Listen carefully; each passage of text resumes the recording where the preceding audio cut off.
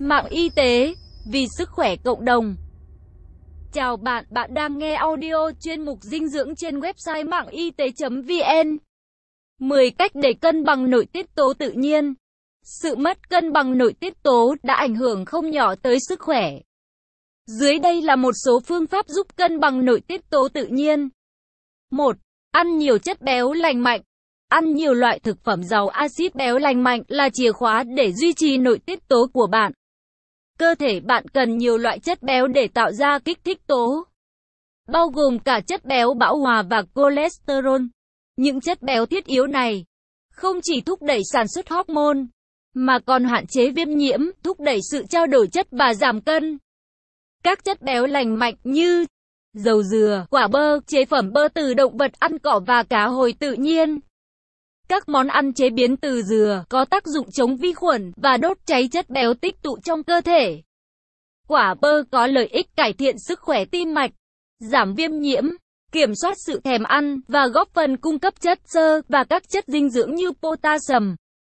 Cá hồi cũng rất ấn tượng với bảng hàm lượng dinh dưỡng, vì là một trong những nguồn cung cấp tốt nhất axit béo omega 3. Một thành phần được biết đến trong việc giảm viêm và hỗ trợ các chức năng nhận thức. Quả bơ có lợi ích cải thiện sức khỏe tim mạch, giảm viêm nhiễm, kiểm soát sự thèm ăn và góp phần cung cấp chất xơ và các chất dinh dưỡng như potassium. 2. Bổ sung các loại thảo mộc giúp tăng cường năng lượng và khả năng phục hồi cơ thể, adaptogen. Khái niệm adaptogen được biết đến đầu tiên bởi dược sĩ người Liên Xô cũ Lazarev năm 1947, sau đó được mô tả là những sản phẩm được chuyển hóa, có nguồn gốc tự nhiên, làm tăng khả năng thích ứng của cơ thể với yếu tố môi trường và tránh những tổn thất do các yếu tố này mang lại. Y học hiện đại đã tìm thấy nhiều bằng chứng chứng minh rằng adaptogen mang lại lợi ích tích cực và có thể an toàn khi sử dụng lâu dài. Nhưng để được coi là một adaptogen, phải đảm bảo được những tiêu chí như không độc hại cho người sử dụng, ảnh hưởng tốt tới toàn bộ cơ thể, tạo ra một trạng thái cân bằng, nội cân bằng, giảm tác hại của stress, bình thường hóa các hệ thống cơ thể và hỗ trợ tình trạng chống oxy hóa tối ưu.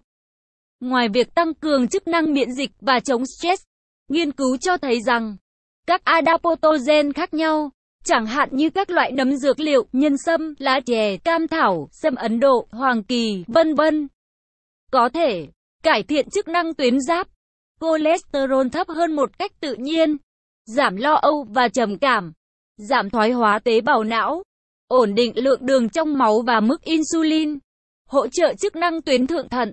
3. Cân bằng omega 3 và omega 6. Từ đầu thế kỷ 20, việc chuyển sang sử dụng các loại chất béo có omega 3 thay bằng lượng các axit béo omega 6 trong khẩu phần ăn của chúng ta đã tăng vọt. Bởi vì mọi người đã không còn tăng cường lượng thực phẩm có omega 3 trong thời gian này, mà thay thế bằng lượng thực phẩm chứa omega 6, nên đã tạo nên một sự tấn công của bệnh viêm nhiễm mãn tính quét qua xã hội chúng ta. Chính sự thiếu cân bằng giữa các axit béo trong chế độ ăn là lý do chính gây nên hiện tượng này. Axit béo omega 3 là một thành phần quan trọng của tế bào màng não và rất quan trọng đối với việc truyền tín hiệu đến các tế bào trong não. Nghiên cứu cho thấy axit béo omega 3 giúp bảo vệ chống lại sự mất tế bào thần kinh vùng đồi thị và làm giảm phản ứng gây viêm. Một nghiên cứu khác từ Đại học bang Pennsylvania cho thấy cách nhảy tỷ lệ 1 giữa omega 3, omega 6, tỷ lệ vàng của cơ thể vọt lên tỷ lệ từ 1 đến 20. Một giữa hai axit béo này là một trong những yếu tố dinh dưỡng chính gây ra nhiều bệnh ở Mỹ.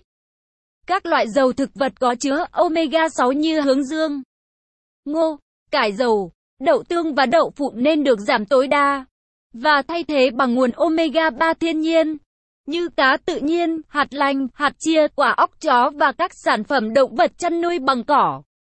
Cá giàu omega 3. 4. Cải thiện và chữa lành các hội chứng tiêu hóa kém. Chứng ruột do gì không chỉ ảnh hưởng đến đường tiêu hóa mà còn gây ra các vấn đề nội tiết tố. Vấn đề tiêu hóa đã được chứng minh có liên quan tới việc kích thích các phản ứng tự miễn dịch.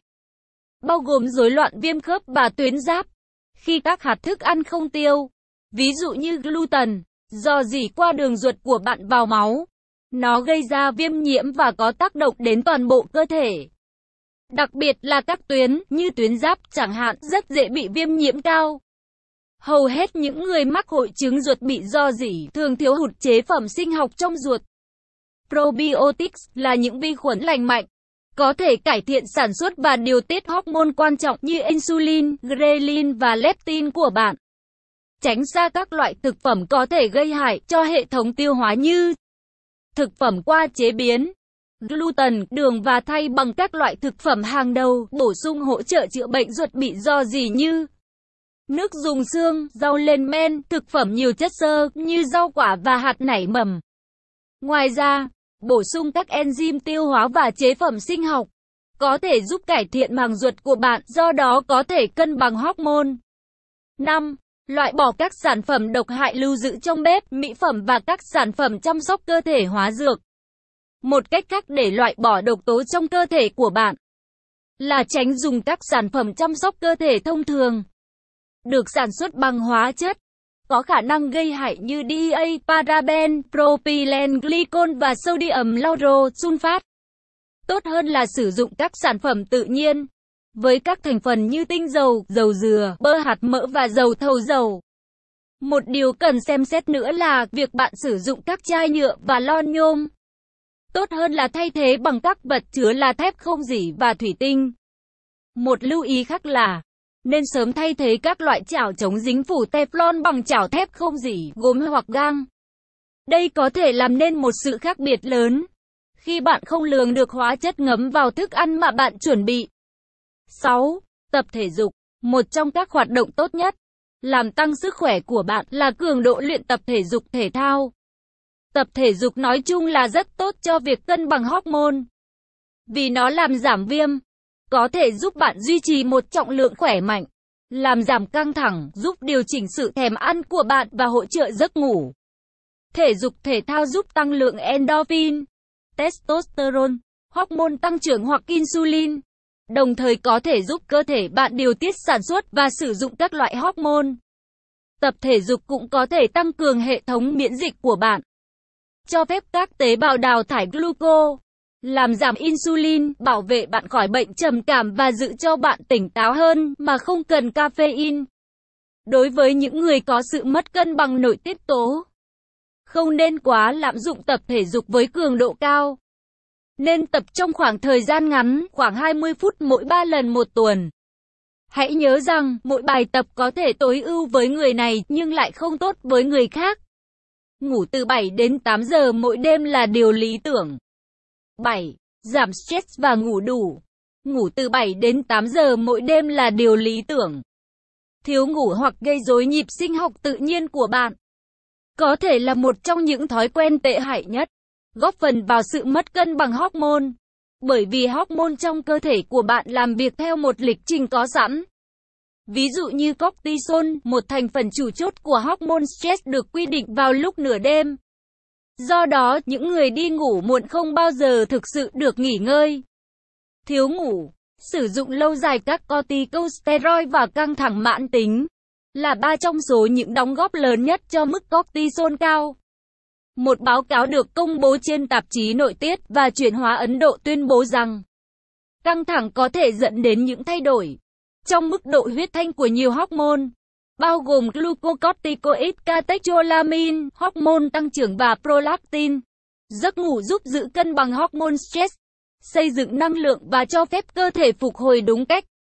Căng thẳng quá mức và mất ngủ có liên quan với mức độ cao của cortisol buổi sáng, giảm khả năng miễn dịch, rắc rối với hiệu suất làm việc và nhạy cảm cao hơn, dẫn đến lo lắng, tăng cân và trầm cảm. Để tối đa hóa chức năng nội tiết tố, cố gắng đi ngủ lúc 10 giờ đêm và tạo chu kỳ ngủ thức đúng giờ. 8. Bỏ thói quen uống rượu và caffeine.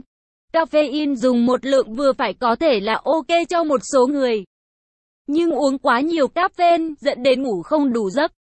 Caffeine, chất mà có thể ở lại trong cơ thể bạn tận 6 tiếng, là một chất hóa học ảnh hưởng đến hệ thần kinh trung ương CNS. và làm tăng nhịp tim, làm tăng sự tỉnh táo và thay đổi cách thức bộ não của bạn sản xuất hormone. Lý tưởng nhất là bạn chuyển sang uống matcha hoặc trà xanh nếu cần tỉnh táo làm việc. Tuy nhiên, các nghiên cứu dịch tễ học đã chỉ ra rằng tiêu thụ lâu dài đồ uống có chứa caffeine như cà phê và trà xanh có liên quan với giảm nguy cơ bệnh tiểu đường loại 2. Một bước quan trọng là phải xem xét việc uống rượu của bạn. Điều này có thể ảnh hưởng xấu đến chức năng gan. Uống rượu thường xuyên có thể đóng góp cho sự thống trị estrogen, chất có can thiệp vào chức năng tuyến tụy, làm tăng nguy cơ mắc bệnh gan. Testosterone thấp gây lo lắng và suy dinh dưỡng. Gan rất quan trọng đối với sự cân bằng hormone và hơn 500 chức năng khác nhau trong cơ thể. 9. Bổ sung vitamin D3.